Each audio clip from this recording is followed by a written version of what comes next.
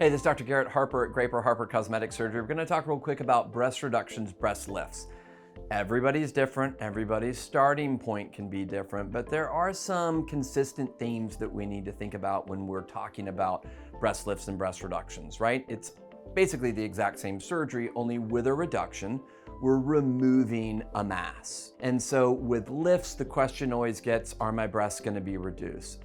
They are with a lift, right? And the reason for that is because density equals a mass over a volume. So if we're gonna increase the density of your breast to try and make it more youthful, we're gonna take the mass that you have and not discard any of it, but we're gonna reduce the volume. That's the only way that mathematically that physics formula works. You can get a reduction in your cup size after we've done a lift. The other question is, well, do I get a lift with my reduction?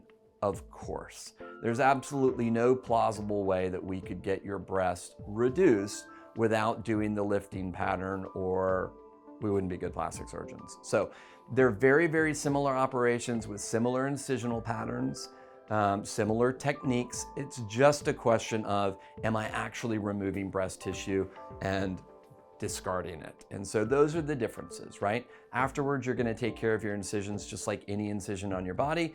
We're gonna use tape, we're gonna use scar gel. For the first 2 weeks, you're gonna chill out and not do too much. You're gonna wanna sleep in a reclined position for at least the first week. But you can go out and do stuff. You don't have to do anything that gets your heart rate or your blood pressure up too much, but it's fine to go out to dinner. It's fine to go on a date. It's fine to go to the store. It's fine to go back to work if you work in an environment where people aren't gonna like chest bump you or give you a bunch of bear hugs. If you don't work in one of those environments, you're fine to go back to work, okay?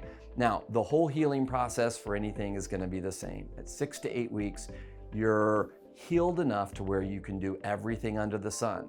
But the main thing that prevents women from coming in and getting a lift or a reduction are the scars. Everybody wants to really concentrate on the scars and, oh, I've got a friend whose scars aren't that great.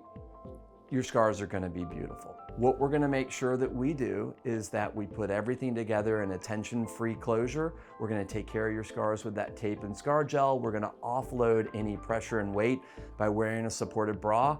And you're gonna do that for 3 months. And if we need to add any of the adjunctive procedures, PRP, microneedling, laser therapy, we can do those things here because we have the capabilities to do that here. 99% of women are gonna absolutely love their scars and not ever have to do anything about it. That's basically breast lifts and breast reductions in a nutshell. Thanks.